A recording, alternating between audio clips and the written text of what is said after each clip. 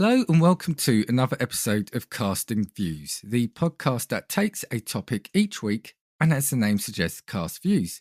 As this episode comes out a couple of days before the 1st of April, I thought I'd take a brief look at the history of April Fool's Day. So, April Fool's Day or All Fool's Day is an annual custom on the 1st of April, which usually features a number of practical jokes and hoaxes, usually followed by somebody shouting April Fools at you. It's become so much of a thing over the years that even different forms of media and companies have really learned to embrace the event and get in on the act. The rule is usually that you have to play the joke before midday, otherwise you are the fool. And because of this, I tend to avoid all newspapers, TV, anything before midday to avoid rolling my eyes at the obvious attempts at jokes. But now with social media and time zones, the duration of jokes seems to last for a whole 24 hours. But what is the origin of the day? Where is it followed? And what are some of the more memorable pranks that have been played? Well, sit tight for the next 15 minutes or so, however long this episode is going to take me, to hear about all that and more. As is always the way with these kind of things, when trying to research the exact origin of the day, there never seems to be a single definitive explanation. However, one of the earliest references of the 1st of April being linked with being foolish came in 1392 in Geoffrey Chaucer's Canterbury Tales, specifically in the Nun's Priest Tales. A vain cock, Chanticleer, is tricked by a fox, and this quote then features, "Since March began, full 30 days and 2, so i.e. the 32nd day from the 1st of March, which is the 1st of April. In 1508, a French poet referred to a poisson d'avril, which literally is April's fish, and that became possibly the first reference to the celebration in France. Now, I think I'll mention it later on, but the reason why you've got poisson d'avril or April fish is that there was a tradition of attaching a paper fish and shouting poisson d'avril on the 1st of April. Some historians, though, suggest that April Fools originated in the Middle Ages. New Year's Day was celebrated on the 25th of March in most European towns, with a holiday that in some areas of France specifically ended on the 1st of April. Because of this, those who celebrated New Year's Day on the 1st of January made fun of those who celebrated on other dates by the invention of April Fool's Day. Interestingly, the use of the 1st of January as New Year's Day became common in France only in the mid-16th century and not officially adopted until 1564. Another of the earliest British reference is said to have come in 1686 when John Aubrey referred to the celebration as Fool's Holy Day. And on the 1st of April 1698, a number of people were tricked into going to the Tower of London to see the lions washed.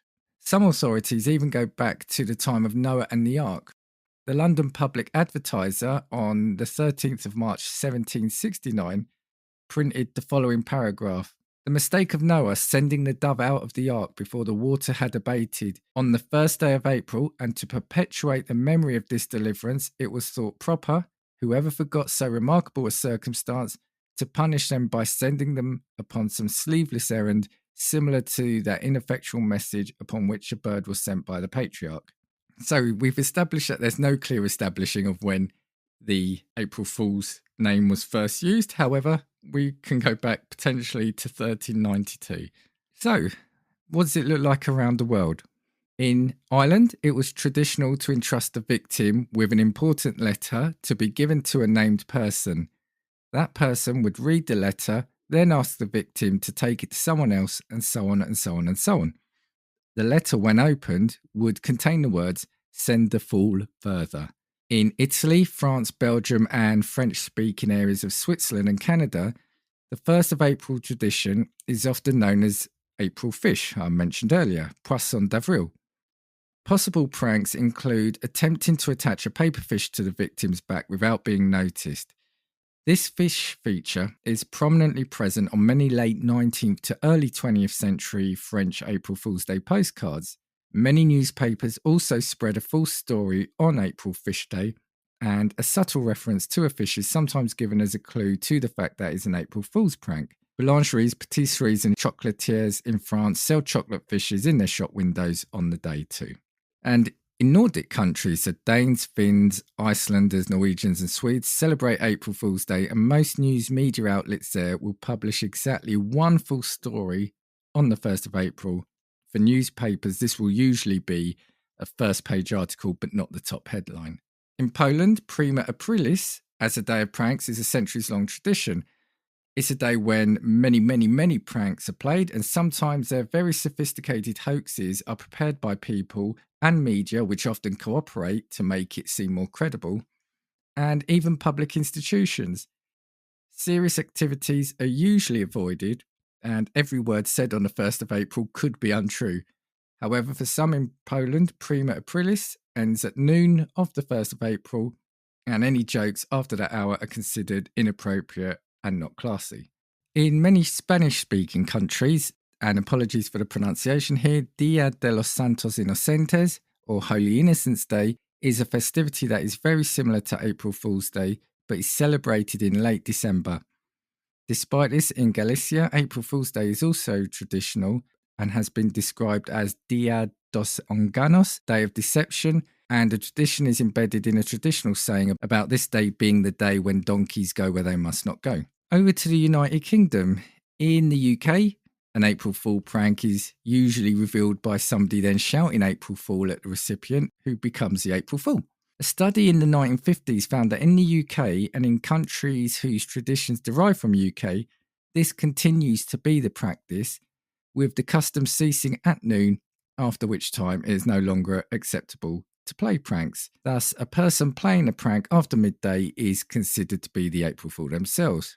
Now in Scotland, and for this little section, there's going to be some sayings or words, and I'm not going to attempt to pronounce them, but good friend of the show, Satsu from the Chat Tsunami podcast, has volunteered to step in to help me out here. So, in Scotland, April Fool's Day was originally called Hunter Gowdy. Thank you. The name is a corruption of Hunt the Gout, with Gout being Scots for a cuckoo or a foolish person.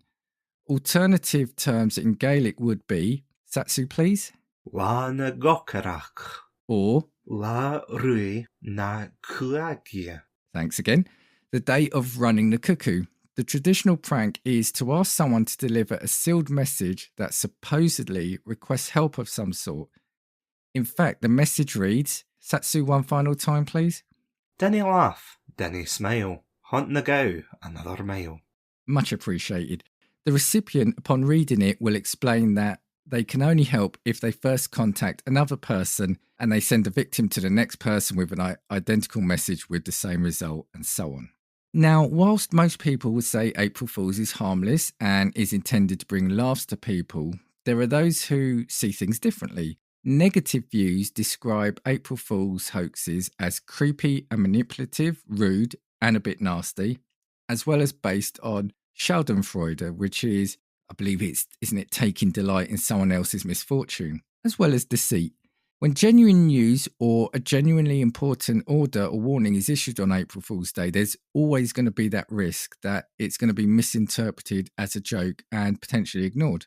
In March 2020, during the COVID-19 pandemic, various organisations and people warned not to observe April Fool's Day as a mark of respect due to the large amount of deaths that COVID-19 had caused up to that point.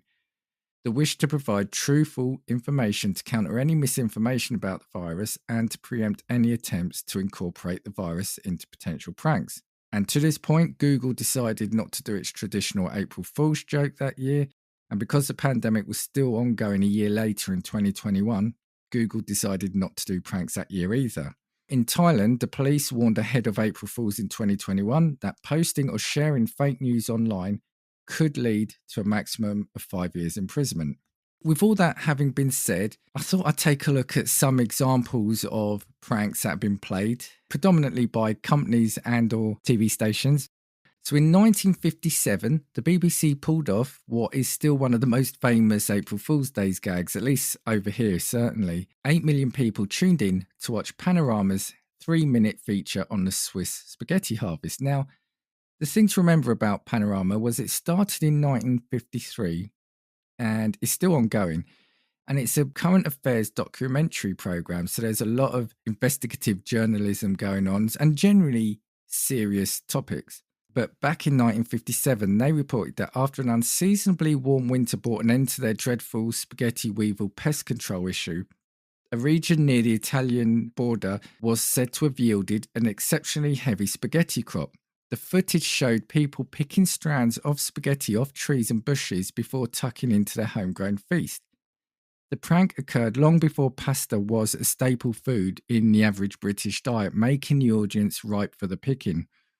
When viewers phoned in to find out how they could purchase their own spaghetti trees, the BBC told them to place a sprig of spaghetti in a tin of tomato sauce and hope for the best. Now, when this episode goes out, I'll put some pictures, there's some great images of spaghetti hanging from trees. So, this first example of, or an early example of a TV station getting into the April Fool's vibe.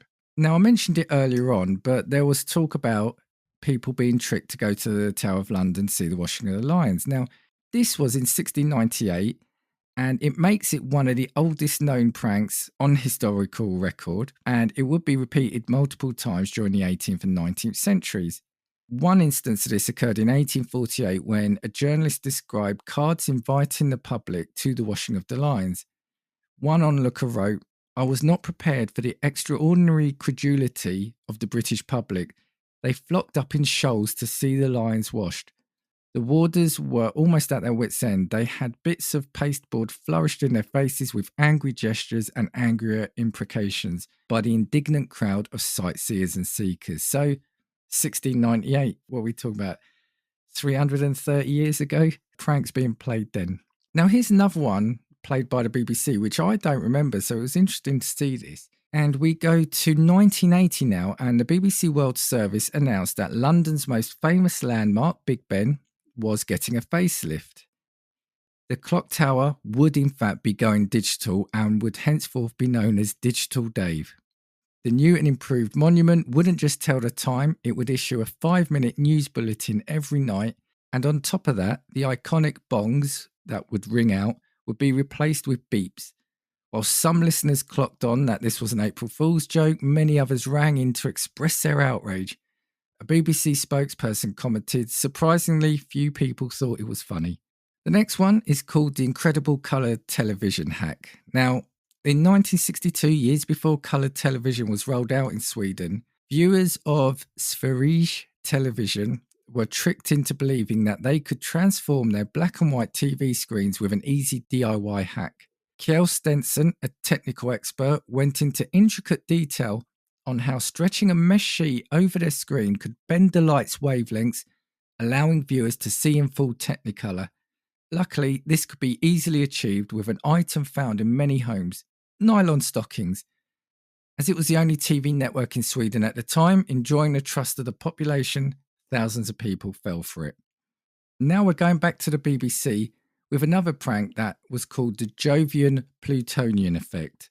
Now this featured famous astronomer and presenter of The Sky at Night, Patrick Moore. So again, The Sky at Night, for those who may not have been aware, was a programme that ran from 1957 to 2013. And again, it was a serious documentary television programme on astronomy in the night sky. So having Patrick Moore, the host of this show, playing the prank, gave it an air of authority, which I think is what people believe made this land even more. So in 1976, Moore told radio listeners that due to a rare planetary alignment of Pluto and Jupiter, the Earth would experience a shift in its gravitational forces, allowing people to float in the air. At precisely 9:47 a.m, Moore instructed the listeners to jump now. Within minutes, calls were coming in reported that people had felt the impact of the Jovian-Plutonian effect. One caller claimed that she and her 11 friends had orbited gently around the room, and another complained that he had risen so high he'd hit his head on the ceiling and demanded compensation from the BBC.